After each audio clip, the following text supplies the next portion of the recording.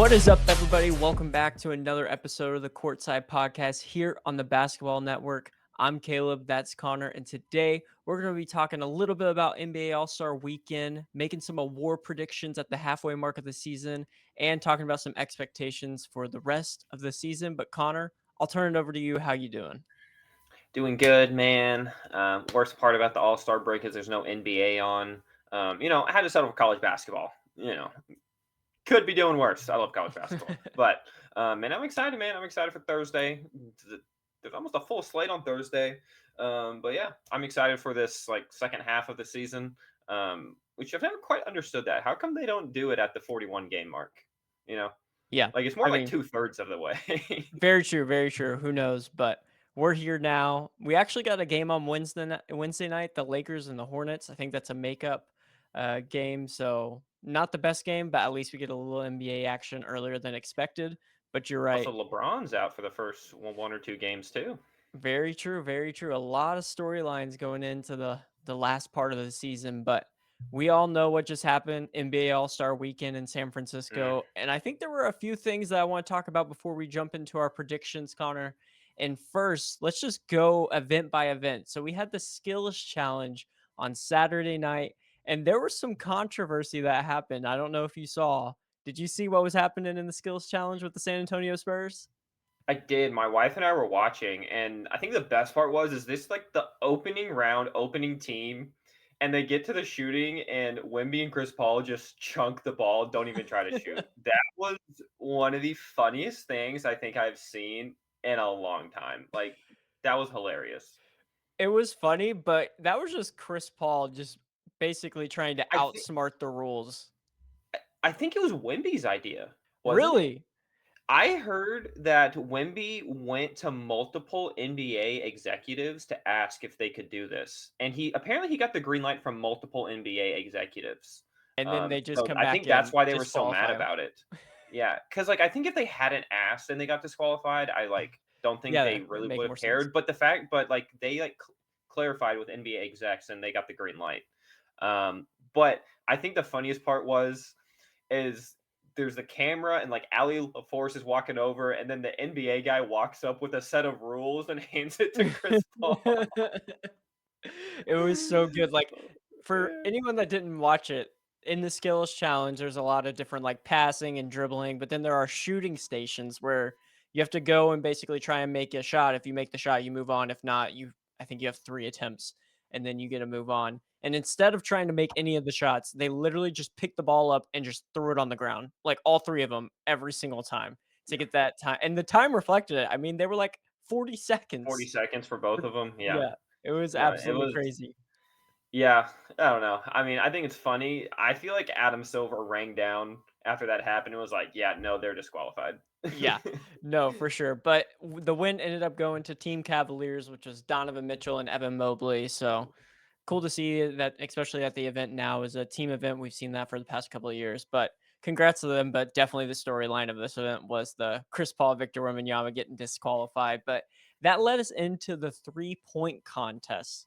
And Connor, Buddy Hield went off in the first round, scoring 31 points, tying Stephen Curry for the most points ever in a round for the 3-point contest, but he didn't end up winning. And so I don't know if you saw that, but he was absolutely going crazy. But the win ended up going to Tyler Hero. Yeah, unfortunately, I did not get to watch this one firsthand. I was driving through a blizzard on my way home. Um, But I mean, it's kind of the way Buddy Hield's season has gone. Starts off really hot, cool, cooled off, in the second half. Um, but yeah, honestly, I feel like the 3-point contest is kind of not that entertaining. Like, I feel like they need to change it up somehow.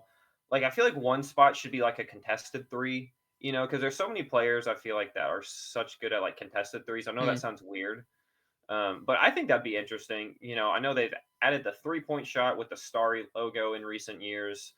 They added like the Moneyball rack itself is like Yeah. what past like 10 years or something like that. Um, but yeah, I don't know. I feel like it goes so quickly, and I feel like it's like doesn't hold your attention too long. Yeah, I agree they could do something where maybe they try and get all different types of 3-point shots in there, right? You got the catch and shoot, you got the contested, maybe the dribble pull up, like different things Yeah. like that to make it interesting. I know with the time limit, it gets a little hard. But something like that could be interesting because, as you mentioned, like this event goes very quick. I think there's 8 shooters initially, 3 move to the second round, and it's over. Yeah, or, like, maybe, like, 4 move on to the next round? Like, I just feel like I it's so fast. I would like a head-to-head shooting Or, at like, the a same tournament? Yeah. tournament, or like shooting at the same time at the opposite baskets or something like that, Mm, so like the crowd gets yeah. really into it. Like I think that'd be cool too.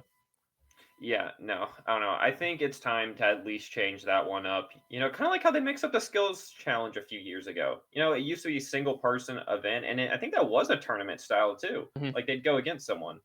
Um, but yeah, I mean, I will say props to Tyler Hero though. I feel like someone who's flown under the radar has had a fantastic season. And capped it off with a 3-point win. For sure. And hey, we might be mentioning him, or at least I might be mentioning him in some of my NBA award predictions Mm, later we'll see. on. But then obviously capping off Saturday night, it was the dunk contest. And honestly, this was just a two-person race. And if you even want to call it a race, I feel like we have to give props to Stephon Castle. He did show out, had some decent dunks. But I think it's some pretty obviously, good ones, yeah, no, but he did. He had some really good ones. But when you're going up against a guy like Mac McClung, now three-peat champion, winning back-to-back-to-back NBA dunk contest, I mean, what he did was absolutely incredible. yeah, no. I mean, favorite to win, won. Best G League player in the history of the G League. I don't think there's any other player who has as many accolades as he does while being in the G League. Um, but yeah, I mean, I will say this was one of the more entertaining dunk contests we've had um, in a while. It seems like ever since that Levine Aaron Gordon dunk contest, they've gone downhill. Um, but this one was at least like entertaining because because Stephon Castle was like in it until the end. Yeah, no, I mean, he was right there, but can we just really real quick recap Mac McClung's dunks because each one was just insane. Like, okay, the first one with the car, right? He jumps a guy standing in the car. He jumps over the car, over the guy in the car, grabs the ball, reverse dunk, first try. I'm like Blake Griffin dunking over the car was really cool when it happened, but if you watch Blake Griffin's dunk and then you watch that Mac McClung dunk, like Mac's dunk almost puts his to shame. Like Yeah, Blake jumped over the hood of the car. Mac jumped over the highest point of the car. Like it was absolutely incredible what he was doing. yeah, no, it was phenomenal. And the one where he touched the front of the rim as well, like Yeah, that the was last one. really impressive. And he just Um, sits there and tells him to run the tape. yep, It was yeah, incredible. which I think I can't remember if the announcer said this, but like with these, like, it's so imperative that you have to wait and watch the replay to see Mhm. how hard the dunk is.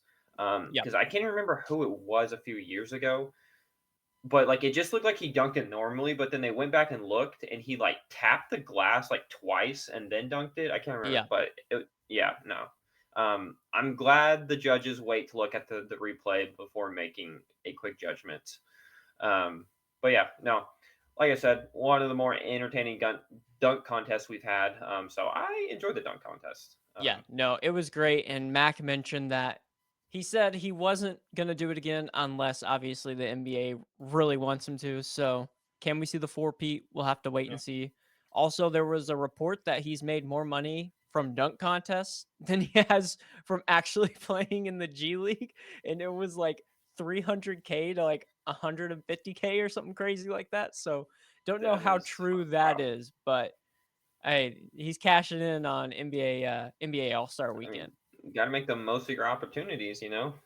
Very true, very true. Well, that leads us in to Sunday night, which takes us to the All-Star game. And Connor, I'll let you take this one away. What was your opinions on the All-Star game, the new format, who won, all of that? I'll let you take it away. This was the worst All Star game I have ever seen. Um, Can't fault Adam Silver for trying, but I don't know why he's trying so hard. So get this: in a 3-hour period, there was 2.5 hours of commercials and events going on and like entertainment. There was like 26 minutes of actual, or sorry, I think 33 minutes of actual basketball being played. And it was like they'd play 5 minutes, pause for like 20 minutes, and then finish the mini game. And Yeah. then like the players were so frustrated with it. Literally in that first game when Kevin Hart, was doing his live commentating over the PA system, Shea literally told him to shut up so they could play the game. And I'm just like, dude, like I think that this is a massive failure, and I think you have to pin it on Adam Silver. Like, there's just no one else to point the finger at but him because this was his idea. He's the one who made it his mission to make the All Star game competitive. I don't know why. The NFL literally plays dodgeball and flag football for their All Star game. Like, I don't know why you're trying so hard to make it a competitive game when literally no other major league has a competitive All Star game. Yeah, it was rough. First, I I'm kinda I don't know, I'll have to hear your take on what Draymond said, but I'm kinda with him on, like, the rising stars getting to sit there and play in the All-Star game basically in this one, right? Yep, Because for those that like, it was 3 teams of 8, they played quick games of to actual 40. All Stars. Yeah, 3 teams of 8 of actual All-Stars with another team of 8 of rising stars. They played like a tournament style, a 4-team tournament, and every single game was quick games to 40. So like one of the games was like Rising Stars versus All Stars, and if the Rising Stars were to win, like they literally would have played in the championship. Like I was with Draymond Green because he said like they do not deserve to be in the All Star game. Like they haven't earned that Yeah, right. And I'm honestly there's players 100% like with him. Tyrese Maxey and like Norman Powell who have had all-star like seasons who like missed out on this, and then you have these 8 players who, once again, they're rising stars, so it's not like they're just nobody, but it's just like they're not all-star caliber players But right now. they have they have their own game. Like they don't need Yeah, to. they played on Friday, didn't they? Yeah, exactly. The winner of that is who got to play. I Yeah, I I completely agree. First off, 40 was way too small of a number. Like these guys yeah. are the best players in the world. They're going to score 40 very quickly. Uh, Alperen Sengun played 13 seconds. That was his first All-Star experience was 13 seconds. He got in the Well, I think game. in the championship game, Oh, that's but right. in the Yeah, first round he plays you're like right. 4 minutes or something like that, You're but right. yeah, But in the no, champion it's game, just he like, literally played 13 seconds. Like what are we doing? yeah, I I was kind of with I think it was Giannis that said he wanted Team World versus team yeah USA. team Yeah. world versus team USA because like the numbers kind of shake out to be pretty similar in that sense of a world versus USA. Yeah, I think Worlds might not have enough to fill out a whole 12-man roster though. Because that's, was it Charles Barkley? Is that who his team was, or was it Shaq? It was Charles, I believe it was Charles. Yeah, who had like the Team World, Yeah, who had the World team. Um, but yeah, and I mean he had a couple or he had a true. couple U.S. born players there because there weren't enough. But um, We yeah, no, I mean, but my thing is just like, why are people trying so hard to make it a competitive game? Like literally, the All Star game, it's an All Star break. It's the time for players to have fun and to have like a break. Like they shouldn't be yep. playing a 100% effort game. No, I'm 100% with you. Like we're not trying. I would rather them either not play or just not try in the All-Star game than them get hurt and then that hurts their team and Yeah, chances of winning a title or making the playoffs or anything that their team's trying to do. So, yeah. Like I want to see Steph Curry like pulling half court shots the whole game. yeah. You know? No, that's what it's for. Like I want to see like lobs or Steph Curry trying to dunk or like different things like that. Like I didn't have an issue with it. Um like with how it was, I just yeah, we're trying a little too hard. And I feel like that's kind of been the NBA's MO as of late because they're doing the same thing with like the NBA Cup. Like it's kind of cool, but at the same time, like it is a little they're trying a little too much. Like I don't mind it with the NBA Cup. It's a little bit better just because it's more basketball related. But in the end, like I just feel like we're doing all these things to try and get people engaged when in reality they just want to watch ball. Yeah, and I don't know. I'm curious to see what the viewing numbers were like compared to previous years. Um, just because I don't think anyone was a fan of the format to start with. Mhm. But I just wonder if maybe the new format did bring in viewers, but I wonder how long those viewers stayed watching. Because we also watched a Mr. Beast entertainment show for 20 minutes in there as well.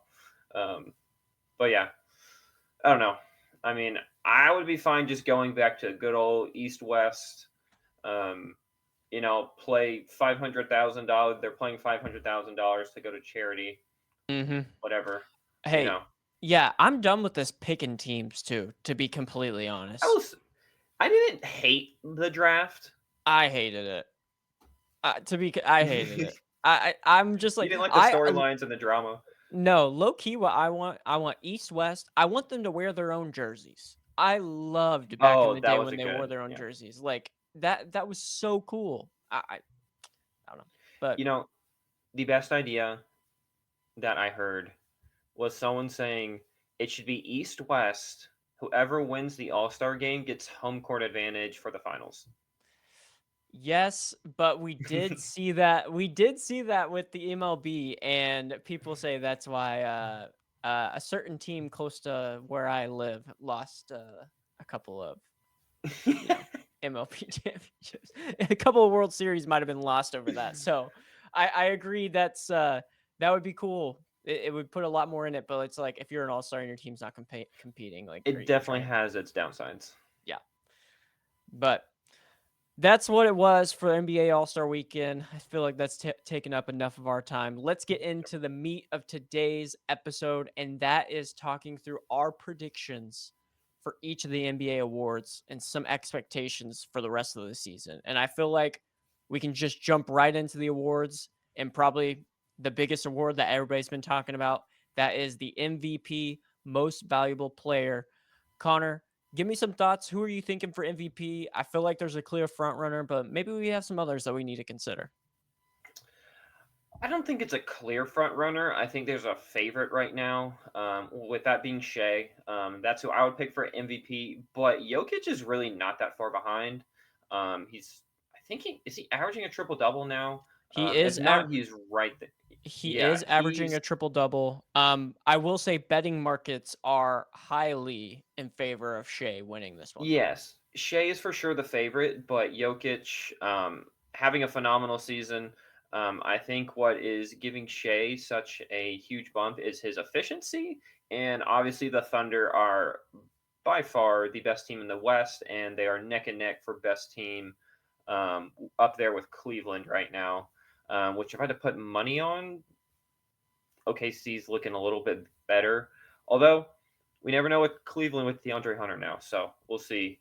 Um, but yeah, I mean, I think it's two players that are having outstanding seasons. I mean, Shea with his third straight season of over 30 points a game. Obviously, we just said Jokic is dragging the Nuggets, kind of barreling towards a top three seed right now at the pace they're going. Especially when they get Russell Westbrook back. I feel like not a lot of people have noticed. He's been a starter over the past couple months, and he's playing really well. I feel like we always talk about the LeBron effect. You know how he would always make his teammates better. I think when you talk about the Jokic effect, I mean, just look at the guys he has made look so good in their careers. Right, he revived Aaron Gordon's career. Obviously, he's sort of reviving Russell Westbrook's career right now. Russell Westbrook is shooting like over 40% on corner spot up threes for the first time in his career. Um, so once again, Shea is my pick, the favorite, but I think Jokic is making a pretty good case right now. Yeah, I'm right there with you. Only other person I'd mention is Giannis, but it's a two-person race at this point. Like I don't even know unless both of these people or both of these guys get injured first game back. It's I don't think there's really anyone else that's gonna jump into the picture that much. Nikola Jokic is averaging a triple double as we mentioned, but obviously Shea, best player on the best team, and unless he suffers some sort of injury in the final weeks of the season, I think he's going to become the third player in Thunder history to win MVP alongside Kevin Durant and Russell Westbrook. Leading the league in scoring right now, 32 and a half points per game. And with that, he leads all players in 20-point games, 30-point games, 40-point games, and 50-point games this season. So just scoring at an absolutely insane clip right now. Obviously, Oklahoma City Thunder, best team in the West, tied for the best record in the league. I'm gonna give it to Shea as well, but I'm actually really close with Jokic. I mean, he's won 3 of the last 4 MVPs, and I feel like we might start seeing a lot of people just see this like recency bias of, Jokic has just won it so much as of late. Like, let's get it to someone else. I feel like we might have seen that with LeBron earlier on as well, and we're just not necessarily appreciating all that Jokic is doing because I mean, he is one of the best big men to ever play this game, like point blank. This dude's averaging nearly 30 points, 12 and a half rebounds, 10 assists, while shooting 57% from the field and 45% from three. Hmm. He's top Yeah, 10 in 3-point percentage. It's crazy. absolutely insane. And I believe he's shooting over 80% from the free throw line. Like, if he could get that above 90, he could literally be a center that's doing a 50, 40, 90, just with a triple double. On high volume too. Yes. I mean, crazy numbers out of Jokic right now, but I'm right there with you. Shea is my pick to win MVP this season, and he deserves it. Like I'm not saying all of that to undermine what Shea has done because I mean this Oklahoma City Thunder team is just an absolute machine, and obviously it's because of him. Yeah. Um, but yeah, I mean, I think you said it there. I think Jokic is having a bit of voter fatigue. We saw it with LeBron in the 2010s. We saw it, people saw it with Jordan in the 90s. There's probably no reason Jordan shouldn't have been MVP every single year. Um, you know, um, from probably like 2010 to probably like 2016, 2017, LeBron probably should have been MVP as well every single year. But voter fatigue is real. People just want you to, in order to win MVP, like you have to one up yourself from the previous year, which obviously Jokic is making a pretty good case for that. Um, but yeah, no, I think it's a pretty cool race that we have right now. I feel like it's two unique players. I feel like we really haven't seen a whole like these type of players in a while. Because if you watch Shea, he shoots a lot of mid-range shots. Yep. Um, doesn't shoot too many free throws. I know those have ticked up as the season's gone on, but that dude You don't is think one he's of a the free best throw mid-range merchant? shooters. Not at all, dude. Oh my gosh. I mean, did you not see that game he scored like 45 on Th- like with 4 free throws and he like yelled, "I don't need free throws to score Uh, 40." They they were chanting that somewhere. And then I saw a video of him practicing at All-Star game and Jokic like went to block him and he basically like flopped like it was going for a free throw. And everybody's like he can't even, he's flopping for free throws even in warm-ups. Yeah, I think Shea's finally experiencing haters. Yeah. Now that he's the MVP favorite, there's people who are gonna nitpick at your game, but literally, if you compare him to the actual free throw merchants in the league, it's not even close to what like he's doing compared to what they're doing. Who would you consider a Um, free throw merchant in the league right now? oh my gosh, dude! Like, Or who would you I consider mean, a free throw merchant maybe in the West previously, a team that was a little down south? oh yeah, no, he's nothing like James Harden was or Chris Paul. Yeah, no. I mean, I hate to say this, but LeBron and Luca, pretty big, notorious free throw merchants. That's just the NBA um, nowadays. yeah, no.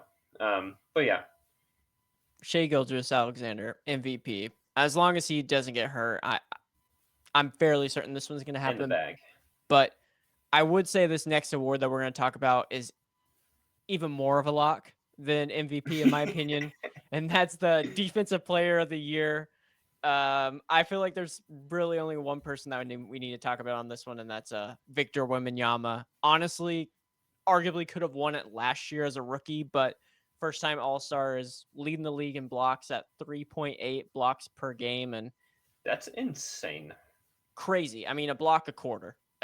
And there's been multiple games where it's been like 6 or 7. Just absolutely crazy. And just to add on to what a unique basketball player this is in Victor Wembanyama.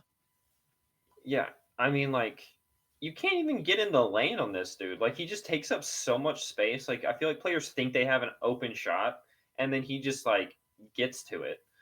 He But he's blocking people without jumping.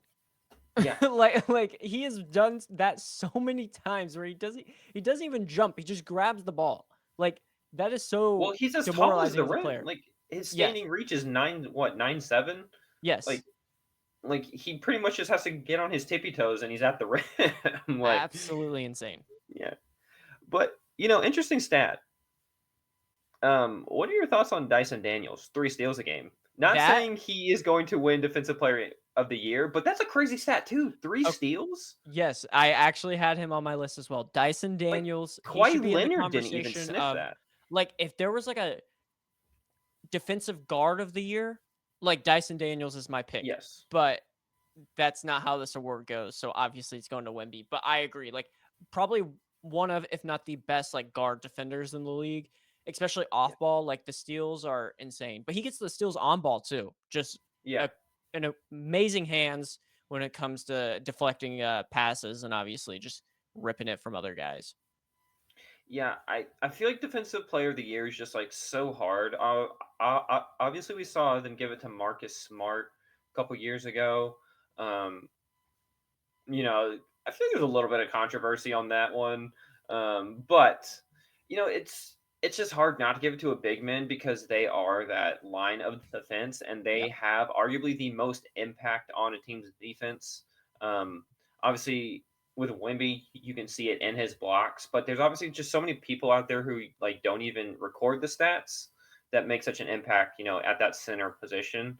And obviously that's why you see like the majority of these awards go to that position. Yeah. No, I'm right there with you. Again, I don't know if we have to spend too much more time on this one. Victor Wembanyama, Dyson Daniels, really the only two. Jaren Jackson Jr., I guess you can mention, defensive Give player it to back my in. boy Amin Thompson. Oh, there you go. One of the Terror twins, right? Dude can defend 1 through 5. Hey, that's And he's not that Draymond 1 through 5. oh hey. Don't talk trash on Draymond. Oh my gosh, there was no need for that. Hey, Jeez. did you hear what he said at the All Yeah, Star game? hundred He percent said the agree. Warriors are going to win the championship. Like, he guaranteed a championship this year. Connor, you know what we're talking about next. We're talking about our bold expectations and predictions for this Oh season. You don't gosh. you don't think that's gonna be on my list? I'm right I'm there going to with delete Draymond. that off the script. Warriors are winning it. Book it All right right, let's there. move on. Let's move on. Most improved. Who you got, Caleb? Oh, okay. This is between two people for me. Cade Cunningham, Norman Powell. Um, is that what you had as I'm right there well? with you. I'm It interested to see who you put ahead, though. I really want to go Cade Cunningham because the Oklahoma State affiliation, first time All Star, just crazy numbers, like kind of right there, willing this Detroit Pistons team to a playoff spot, which is absolutely insane, a 6 seed. But I got to be honest, like the Clippers being the playoffs is kind of similar to me as well. Like I wasn't expecting it from them. And Norman Powell has had an absolutely fantastic year, 24.2 points per game, 3.5 rebounds per game. I just keep going back and forth.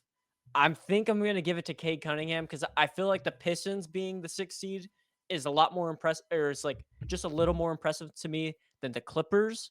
But this one is a tight race, and I feel like it's a toss up at this point. So, my thing with this is more of an individual award to me Mm, rather than a team success. okay. Because to me, Cade Cunningham has maintained the same level of greatness he's always been, right? Because, like, Yeah. Cade Cunningham has never been the problem on the Pistons. The Very Pistons have true. been the problems on the Pistons, but finally his team is like playing well. And when you pair that with a superstar like Cade, obviously the Pistons are going to do well. Whereas Norman Powell has had that individual jump that Hmm. we've like his scoring numbers. I mean, what was he up like 8 points a game from last year? Like, his Yeah. numbers Crazy. across the board are up. Where if you look at Cade, they're fairly similar to last year. Obviously, he actually gets to play a lot more.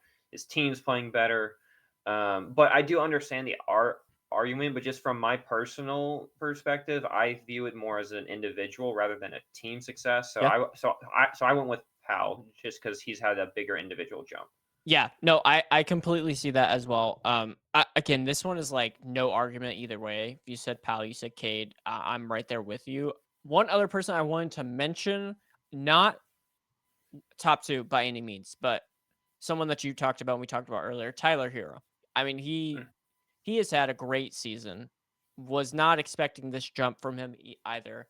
I mean, again, he's one of those guys where it's like he's been good and he's been pretty consistent, but I feel like this year just been a little bit elevated, jumping up 3 points per game, adding in an assist there too. And it just feels like he's like more of a focal point in this offense, especially now with Jimmy Butler being gone. So wanted to mention him. I feel like he's someone that deserves a shout out, but it's Kate or Norman for sure, in my opinion. Yeah, I mean, you hit it right on the head. I think he's had a good year, you know. Um, but yeah, no, I mean, I think you just have two really good candidates, and Powell and Cunningham. So definitely expecting it to go to one of these two guys. 100%. All right, ready to move on. Rookie of the year, who we got? Oh, this one is just hard. We've been saying this all season. This rookie, honestly, we've been saying it since before the draft. But this class is just a little underwhelming, and I feel like there's not been one player who's really distinguished himself above the rest. But one player I was pretty high on to start the year. I don't think he was my pick to be rookie of the year at the start, but Stephon Castle and the Spurs. Kind of tough because they brought in De'Aaron Fox. But if you look at when he gets to play 25 plus minutes a game, his numbers are really good. He has really good energy. Obviously, inconsistent. He's a rookie. But as of late, he's been playing really well. And I think they're going to have a pretty nasty two headed monster at the guard spot with the Spurs. And then throw in Wimby there. Spurs might look a little dangerous next year, dude. Hey, yeah, I'm right there with you. I have Stephon Castle, and he's currently the favorite in the betting market to win. Someone I feel like we have to mention because if it weren't, if there wasn't an injury, I think he wins it. Jared McCain. He was having Oh a my gosh. phenomenal season, just Yes. absolutely amazing season. Was at points looking like the best player on the 76ers, which is crazy when you think about it. But obviously Don't tell suffered Paul that George that. obviously suffered the season-ending injury, so he is not going to win it. Yeah. But I just feel like with I think how great of his start was, like he has to at least be mentioned. yeah. Some other names I had: Khalil Ware, he's kind of been a bright spot for the Jalen Heat. Wells. Jalen Wells, Zach Edey has been solid, but he's had a bunch of injuries as well. So I don't think that, but I feel like if I have to make a prediction, it goes to Stephon Castle. He I agree with your take. De'Aaron Fox is going to hurt him a little bit, but I think just at least in the future, like this is going to be a really nice dynamic duo at the 1 and 2 spot for the San Antonio Spurs. But again, like you mentioned, underwhelming class so far. There hasn't been a clear standout. Ricochet has been better than I expected, to be completely honest. But He has. this one, in my Also, opinion, is the most wide open race there is. 100%. Also, so I actually got to see this player play in person a couple months ago. Alex Sarr is not a bad prospect. Um, they're kind of playing him at the center position, but he's looked really good. He can stretch it at times. He has some good touch around the rim. He plays a little bit of defense, which obviously he's on a now that Kuzma's gone, maybe they're giving him more touches. But for the first part of the season, he had Kuzma, Jordan Poole, Malcolm Brogdon. Like there are a lot of other players who obviously need a lot of touches, but he plays really well when he gets a chance to. And dude, all the Wizards are like looking really good since they've traded Kuzma, to be completely honest. Like this team kind of flipped when that happened. I think it's just due to opportunity, but I'm with you. Like again, I feel like this class is still underwhelming, but they have been a little better than I expected. Yes, they've been better, but like no one's shown that they're a superstar yet, right? Because Yeah, obviously, like when Donovan Mitchell came in, people were like, "Oh, like this dude's a superstar." When Anthony Edwards came in, like, "Oh, he's a superstar," you know. But I just feel like no one has consistently shown that yet. I agree. Dude, what about Reed Shepherd, just like, I mean, that has got to be one of the freezing cold takes from a lot of people, myself included, that was like, we expected him to do some things. And I feel like this Rockets team was just better than anyone expected, and they just didn't need him. Yeah, I mean, obviously, you had Van Fleet at the guard, you have Jalen Green at the guard, you have a couple other guys. Um, I don't know. Okay, but he played like 25 minutes some night, scored like 15 points, and then he scored like 20 points some night or something like that. I don't know. Those last 8 games, I know we have Van Fleet and Jabari Smith out right now, but I'm not gonna lie, I don't know what the Rockets are doing. Some of their rotations have been really weird, especially that last game before the All Star break. There was a lot of drama, a lot of people upset about what transpired in the fourth quarter. Won't get into that. um, but yeah, I mean, Reed Shepard just hasn't had his chance. He's been bouncing back and forth between the G League and the Rockets. Trying to get him some playing time there, so he's at least not just sitting on the bench.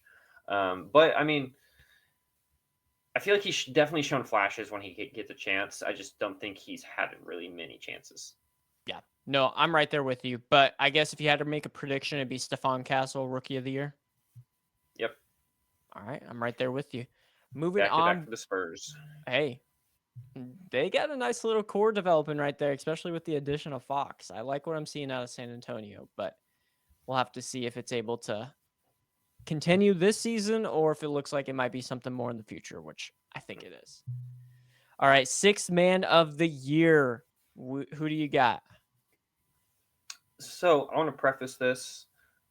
This award has historically been which bench player has scored the most points. Lou Williams, Eric Gordon. Looking at y'all. um, But the past couple years, especially last year, it's kind of transitioned to efficiency and like team success. Because Naz Reid was the lowest six man of the year, like scoring wise, in a long time. So just based off of that, dude, I'm actually going with Peyton Pritchard right now. Yep. Dude has been playing extremely well, extremely efficient. Celtics number 2 seed, obviously one of the best teams in the league right now. But yeah, so just based off of what transpired last year, and just how well he's been playing, I'm giving it to him. Yeah.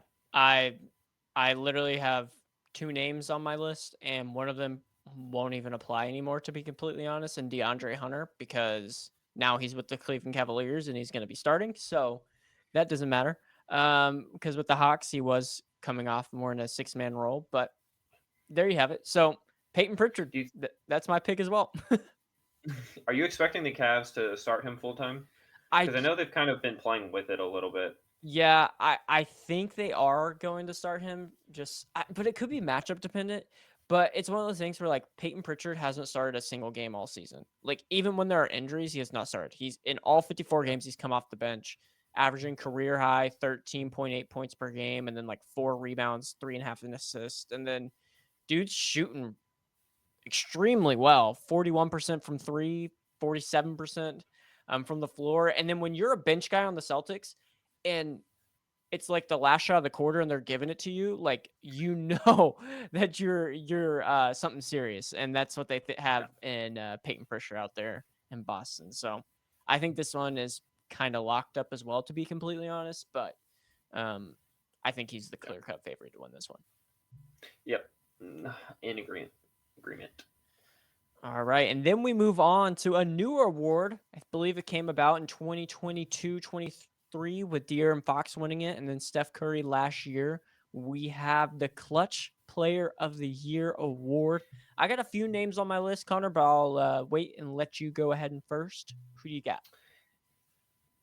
I got Nikola Jokic as my award winner, um, which there's an argument because he is only number 3 in most clutch points scored this season.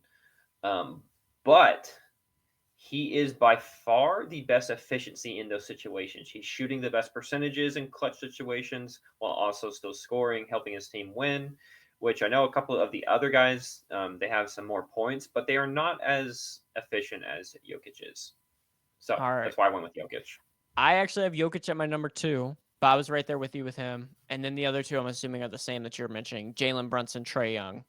Yep. Those guys have been scoring a lot. I went with Jalen Brunson. I went with more of like the higher score in the clutch, 5.3 clutch points. Well, it's Um, also how clutch are you if your team's not winning? yeah, You know. very true. Very So, true. We've seen some cool moments from Trey, Ice Trey in New York, or like, throwing the dice, going to Vegas type thing. So different clutch moments that Trey has had. I feel like his moments are maybe the most iconic moments, but for me, it was between Jalen Brunson and Nikola Jokic. I leaned Brunson because I went with more of the who scored the most points, but I'm right there with you. It's one of those two, in my opinion. I actually like this award because it really awards guys that are clutch. If we had this award in college, Cade Cunningham, when he was at Oklahoma State, by oh my far and away, gosh. maybe the most clutch player in all of college basketball history in that one. Like, absolutely insane. I think he had like 100 more points than anyone else in the country in the clutch. But that also was Well, because every single one of Oklahoma State's games was down to the wire. well, you remember what we said that year was first half Cade would have like 2 points and like four turnovers, and then second half Cade came and all of a sudden he has like 24 points and like four threes. Yes. So yeah, Yeah. that No, was but I'm right there with you. Brunson's my pick, but again, Jokic is yeah. a clear 1 and 2 of my opinion. Yeah, I think it just depends how the voters are going to look at it. Like, do you want who's been most efficient while also still having a decent amount of output, or do you just want pure output? But yeah, I mean, I think they're both great candidates. Um, I guess you see there, you're more of a output guy. I'm more of an efficiency guy. Well, we'll see who they take. All right, and then we got our last award that we'll be discussing and predicting, and that is the Coach of the Year. Connor, I only have 2 names listed, and I really feel like this might be it for me. There might be some other people that you can consider, but for me, the top 2 guys are Kenny Atkinson from the Cleveland Cavaliers, because I mean, it's been incredible. And then my other one was actually Ime Udoka from the Houston Rockets. They have surprised me and just absolutely obliterated all expectations I had for the Rockets. Both have had incredible seasons. So those are my 1 and 2 right there. You might have some other names. Who do you got? Yeah, I have Kenny Atkinson one, Ime Udoka number two, sadly. But I think it's this award is so much what were the expectations and what are the actual results, rather than just what is your record in the league. Yeah. Because with that being said, Steve Kerr probably should have been Coach of the Year for I don't know how many years there in the 2010s because the Warriors always had the best record, but he didn't win every year.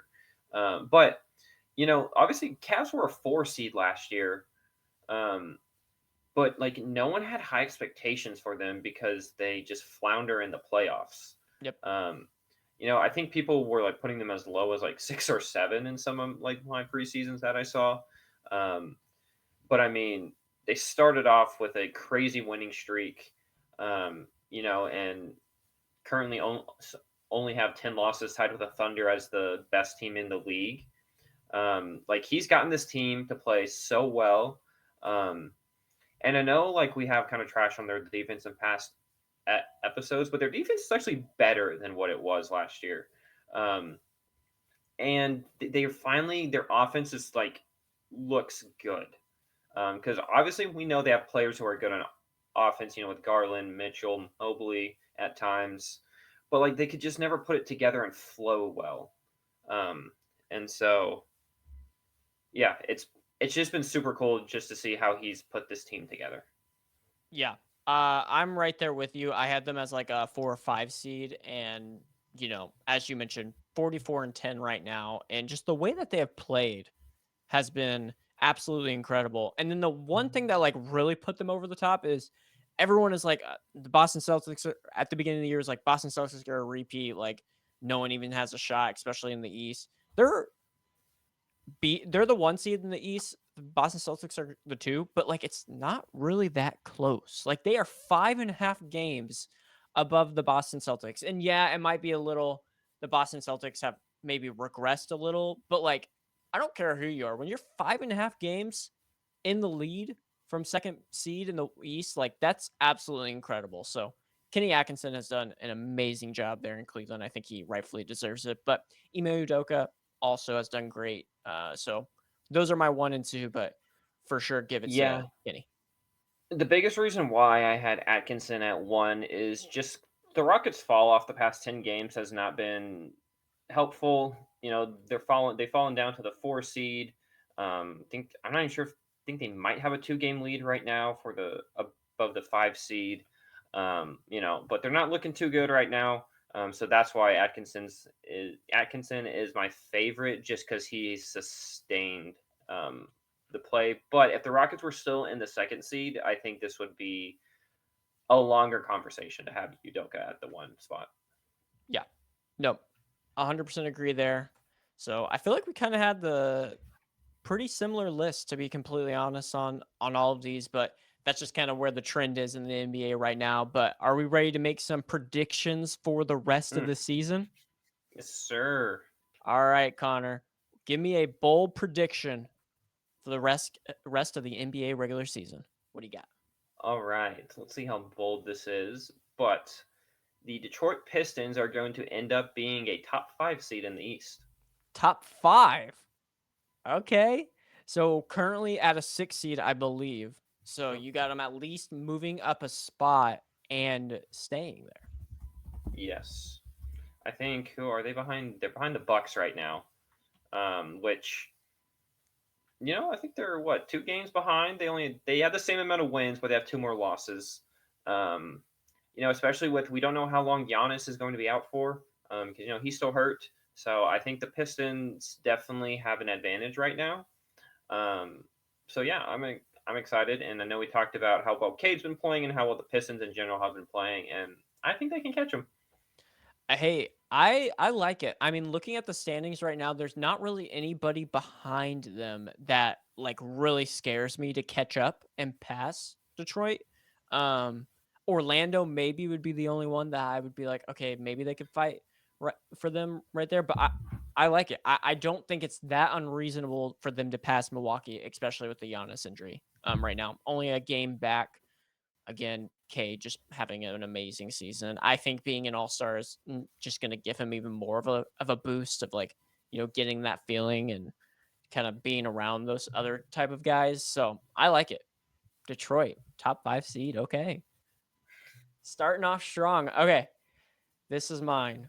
The Oklahoma City Thunder or the Cleveland Cavaliers will eclipse at 65 wins this season. So both teams are currently 44 and 10. They One of them needs to win at least 21 of their final 28 games to get there. So 21 and 7 is the record you need to have to get to 65 wins. Which doesn't sound too crazy, but actually only 21 teams in NBA history have won 65 plus games, which is crazy when you think of all the teams that have played in all the different seasons, and 15 of those have won the championship out of that. So that one You know actually who didn't? okay, well, we don't have to The talk about that. 73-9 Warriors. We don't have to talk about that. We don't have to talk about that. And the saddest thing about that was like, yes, they didn't win the championship. That was really sad. But the night that they broke the record and won their 73rd game, you know what else was that night? It What? was Kobe's final game, so no one was even watching the game. It was literally Kobe dropping 60 against Utah. Like, that's Oh, what everyone that's was watching. No one that's was even so dropping the funny. game. I remember I tweeted it, and I had so many people come back to me. It was like, "Nobody cares we're watching Kobe." Yeah. Also, like, how big was their lead on the 2 seed that season? Like, they were record chasing so hard. Oh, 100%. Yeah, they could have sat everybody for the final, like, 20 games of the season and still Yeah. had the 1 seed. It was Which absolutely incredible. interesting thought right here, right? Thunder are 8 games ahead of the Grizzlies for the 1 seed, So that I'm interested if maybe the Cavs were the one to hit 65 wins because I wonder like at what point do the Thunder like claim the 1 seed and just sit their I don't think they players? do. I think they got that dog in them, man. They are not sitting. You're telling me you're gonna make Shea Gilgeous-Alexander just sit over there or Jalen Williams? Like they're not I'm not sitting. saying Come like for like on. 10 games, but I know, like but like for one, I last could 4 to see that. 5 games? I could see it. I could see it. It's But which I bet you they might sit Chet the last few games, because yeah, especially they with the definitely wanna keep injury. him healthy. Yeah. Yeah. No, I could see it. Um, so that is my first prediction, but I'll go again because that one leads into my second prediction. So as I Okay. mentioned, only 21 teams in NBA history have won 65 plus. 15 of those have won the championship. So with that, I have it's a three-team race for the NBA champion. I don't think anybody else comes close. It's either the Celtics, Thunder, or Cavs. Like I I don't even think that's that bold, but like at this point, watching these teams, I really do not have confidence. The only team that scares me, to be honest, is the Knicks. Every other team, I don't even think they have a shot. I think anybody that gets to the NBA Finals out of the West outside of the Thunder is going to lose to either Cleveland or Boston. And Okay, that interesting, yeah. that's Um, just I really I don't mean, even I think can it's a definitely question at this see point. it. I will say I would be a little wary of the Nuggets. They've Well, been on a tear. We you're just right. You're talked right. about them having a potential MVP candidate. But obviously, Thunder are by far and large the favorite to come out of the West. But I would just say keep an eye on them Denver Nuggets, dude. Well, sorry. Warriors were supposed to be in that list as well. It's a four-team race for Oh, the NBA yeah, what the heck, champions. man? Hey, they're in Thunder, the play-in right now. Celtics, Cavaliers, and Warriors. All right, hit me with your next one. All right. Okay. Which I'm not sure of this how bold this is considering where they are, but the Spurs are not even going to make the play-in tournament. Okay. So right now, sitting at the They're the 12, 12th seed. 23 and 9. They Oh, are 3.5 games behind the Warriors for the 10th seed. okay. And I will say that was a hot take everyone was saying whenever they got De'Aaron Fox was they're making the play in. And then they won that first game, Yep. right? But they have not looked that good. They've looked very shaky against bad teams, like teams that are Yep. lottery teams in the I think East. 2-2, I'm pretty sure is what they ended up before All-Star break with De'Aaron Yeah, Fox. And like the two wins were not against anybody, and the two losses were against not great competition either. yes. So, um, but yeah, as good as Wimbenyama has been, as good as Stefan Castle showed flashes, I just don't think they have it in them this year. Yeah, no, I can see that. I think if you were to say they're not going to make the play-in or playoffs next year, that's a Oh, crazy take. But this year, I mean, it's still pretty bold. Like they definitely have a shot. They're not well, that when they far get off. Cooper Flag this offseason. I mean, they are not tanking. There's no way. But if they got Cooper Flag, like I read something that the Thunder should trade like 8 draft picks to get Cooper Flag. That would be diabolical. Sam Presti. I don't know. He would somehow like get more draft picks in return, but Yeah, he that'd be traded cool. like 2 draft picks and get Cooper Flag and like 3 more draft picks out of Yeah, it somehow works. All it. right. All right, you ready for my last bold prediction Yes, sir. for All right, you ready? The Golden State Warriors will, drumroll please, claim the 6th seed in the West and miss the play-in. Wow, missed the play-in altogether. Yes. Currently, Golden State 28-7, tied for the ninth seed with the Sacramento Kings. They're 3.5 games behind the Clippers for the 6th seed. Let me recap real quick. Golden State started the season 12-3. Everybody's like, oh shoot, the Warriors might be able to compete for a finals. Then we entered the trade deadline at 25-25. So absolutely awful. Like just horrible stretch of basketball. The front office finally made a decision to go for it all and acquire Jimmy Butler when we couldn't get Kevin Durant because he didn't want to come. We acquired Jimmy Butler from the Miami Heat. Since Butler arrived, the Warriors have been 3-1. That one loss being the game, of course, I was at. And it was an ugly game. Like Steph did not shoot good, and we were like, it was a bad game. I don't even want to talk about that game, but 3-1. And I'm just gonna say it. Steph looks different with Jimmy on the court. It honestly looks like a weight has been lifted off his shoulders. Like he is not the only person that has to carry this team. And one thing that excites me a lot, but also scares me a little, Jonathan Kaminga hasn't even played with Jimmy Butler. Like we're still missing. Maybe that's a good thing. That's what I'm saying. It's excites me, but also scares me. But he hasn't even played at all because he's been hurt. So again, currently 28-7, tied for the 9 seed, 3.5 games. But Jimmy Butler just brings another element to this team that they did not have. Getting to the line, tough nose, right there with Draymond Green. I think the Warriors make a run, get the 6th seed in the playoffs this season.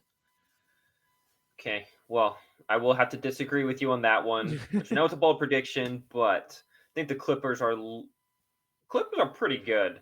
Not sure if you've been watching them since Kawhi's been back, but they're not looking too shabby. Well, maybe the Clippers Um, aren't the ones we're replacing. I see a team up there with a logo that has like an R in it or something. I think they might be falling a oh, little oh, oh, bit. oh.